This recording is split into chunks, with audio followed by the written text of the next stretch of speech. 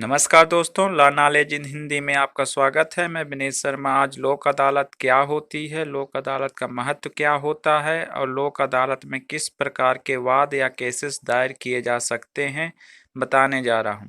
लोक अदालत, जैसा कि नाम से प्रतीत हो रहा है, लोक यानी कि लोगों की अदालत। दोस्तों, इंग्लिश में पीपल्स कोर्ट भी कहा जाता है। आखिर लोक अदालत की जरूरत क्यों पड़ी और लोक अदालत में क्या कार्य होते हैं, ये सब चीजें आगे विस्तार पूर्वक आप जानेंगे। दोस्तों, लोक अदालत के गठन का आधार 1976 के 42वें संशोधन के अंतर्गत आर्टिकल 39A आर्थिक न्याय के जोड़े जाने से हुआ है।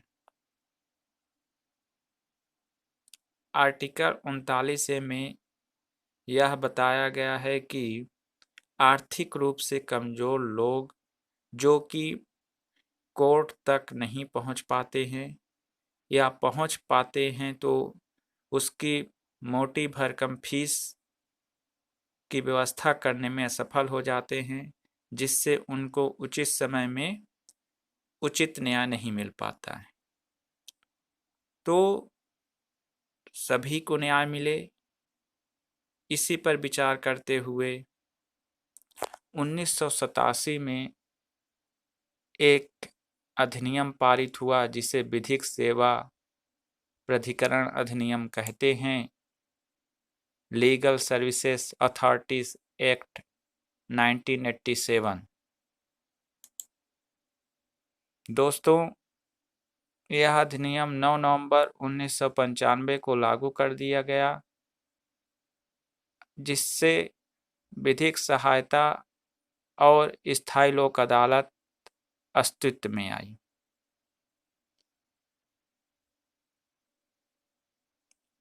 अब सवाल यह उठता है कि लोक अदालत में कैसे केस दायर किया जाए, कौन से केस दायर हो सकते हैं, लोक अदालत का महत्व क्या है।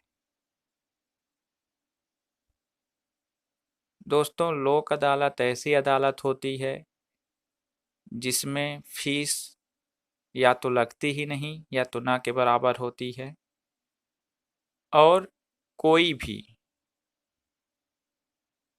व्यक्ति लोक अदालत में जा सकता है, अपनी अर्जी लगा सकता है। लेकिन इसके लिए सिर्फ एक ही कंडीशन है कि लोक अदालत में जाने से पूर्व पक्ष और विपक्ष दोनों में यह रजामंदी होनी चाहिए कि जो भी फैसला होगा दोनों को मान्य होगा और दोनों लोक अदालत जाने के इच्छुक हैं। लोक अदालत जाने में समय रहते रहते न्याय मिल जाता है और जल्दी न्याय मिल जाता है। दोस्तों, विधिक सेवा प्राधिकरण अधिनियम 1987 की धारा 18A के अनुसार हम दो प्रकार से अपने वाद को लोक अदालत में दायर कर सकते हैं। पहला वह जिसमें कि आपका कोई केस न्यायालय में चल रहा होता है और वह बहुत समय से लंबित है, उसमें समय लग रहा होता है, तो आप अपना रुख लोक अदालत की ओर कर सकते हैं। लेकिन इसके लिए आपको संबंधित कोर्ट से परमिशन लेनी पड़ेगी और इसमें पक्ष और विपक्ष दोनों को राजी होना जरूरी है। और दूसरा यह कि यदि आप सीधे लोक अदालत में जाना चाहते हैं, यानी कि आपका कोई विवाद होता है तो आप सीधे ही लोक अदालत में जाना चाहते हैं, तो यहाँ पर भी यह जरूरी है कि पक्ष विपक्ष दोनों में रजामंदी और सामंजस्य होना जरूरी है। लोक अदालत में किस प्रकार के मामले लाए जा सकते हैं। दोस्तों, जो मामले आपसी रजामंदी से हल नहीं हो सकते, जिन्हें संगीन अपराध की श्रेणी में माना गया है, जैसे कि हत्या आदि, ऐसे मामलों को छोड़ करके और अन्य मामले, विवाह से संबंधित मामले, सिविल मामले, पेंशन मामले, श्रम संबंधित मामले, भूमि जायदाद अधिग्रहण के मामले, मनरेगा आदि से जुड़े मामले, बिजली और पानी से जुड़े मामले, ट्रांसपोर्ट से संबंधित मामले इत्यादि इसके अंतर्गत दायर किए जा सकते हैं। दोस्तों, आपदा से भी संबंधित मामले लोक अदालत में जन सुनवाई के लिए दायर किए जा सकते हैं। दोस्तों, लोक अदालत दो प्रकार की होती हैं, परमानेंट एंड टेम्परेरी लोक अदालत। परमानेंट यानी स्थायी लोक अदालत और टेम्परेरी या स्थायी लोक अदालत।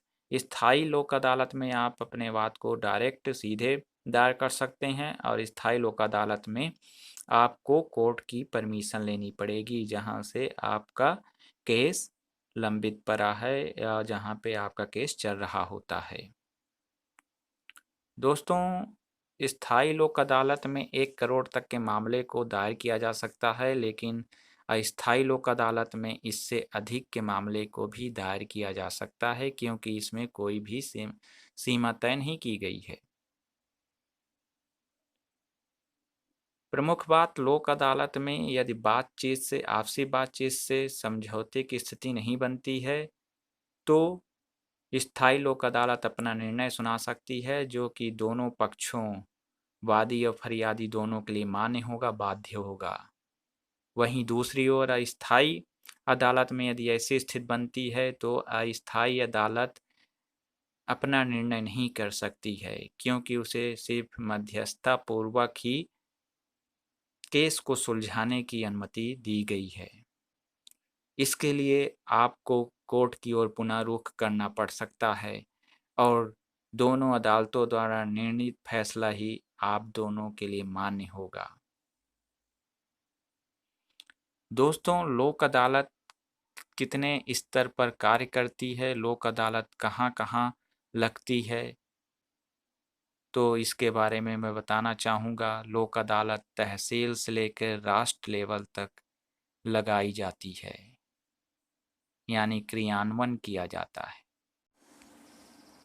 तहसील स्तर पर बात करें तो यदि आपका मामला तहसील के राजस्व कोर्ट में लंबित है या वहाँ पे चल रहा होता है या उसके अधिकार क्षेत्र में आता है, तो उस वाद को तहसील स्तर पर आयोजित क्रियान्वित की जाने वाली लोक अदालत में लाया और सुलझाया जा सकता है। तहसील विधिक सेवा प्राधिकरण इस प्रकार के लोक अदालत का आयोजन समय समय पर कराती रहती है। ऐसा ही जिला स्तर पर होता है, जहां पर लोक अदालत का आयोजन जिला विधिक सेवा प्राधिकरण द्वारा किया जाता है, जिसके अंतर्गत आपका मुकदमा जिला न्यायालय में यदि चल रहा होता है या उसके अधिकार क्षेत्र में आता है तो आप यहाँ की लोक अदालत में अपना वाद दायर कर सकते हैं। इससे ऊपर राज्य स्तर या उच्च न्यायालय पर लोक अदालत का क्रियान्वयन या गठन किया गया है, जिसका प्रयोग यदि आप जिला लोक अदालत के फैसले से संतुष्ट नहीं हैं तो राज्य स्तर की लोक अदालत पे अपने केस को दायर कर सकते हैं। राज्य स्तर की लोक अदालत में आप खुद उच्च न्यायालय द्वारा आयोजित होने वाली लोक अदालत में जा सकते हैं, या तो आप राज्य विधिक सेवा प्राधिकरण द्वारा गठित लोक अदालत में अपना वाद दायर कर सकते हैं। इन दोनों विकल्पों में से आप किसी भी विकल्प को चुन सकते हैं। दोस्तों, सर्वोच्च न्यायालय के परिसर में भी लोक अदालतों का आयोजन समय समय पर किया जाता है। उसके लिए संबंधित वाद सर्वोच्च न्यायालय के अधिकार क्षेत्र में आता हो। दोस्तों, विधिक सहायता प्राधिकरण के सचिव द्वारा ही लोक अदालत की 3 सदस्यीय वाली पीठ का गठन किया जाता है, जिसमें कि न्यायाधीश जो कि मौजूदा समय में कार्यरत हों या फिर रिटायर हो चुके हों, दोनों ही को इसमें शामिल किया जा सकता है और एक वकील और एक सामाजिक कार्यकर्ता होना आवश्यक है। 1982 के अनुच्छेद 22 के अनुसार किसी भी लोक अदालत को यह अधिकार है कि वह किसी भी साक्षी या पार्टी को नोटिस भिजवा सके या फिर कोई भी दस्तावेज जो कि उस वाद से संबंधित हो किसी भी कोर्ट या कार्यालय से मंगा सके और जांच व अन्वेषण करा सके।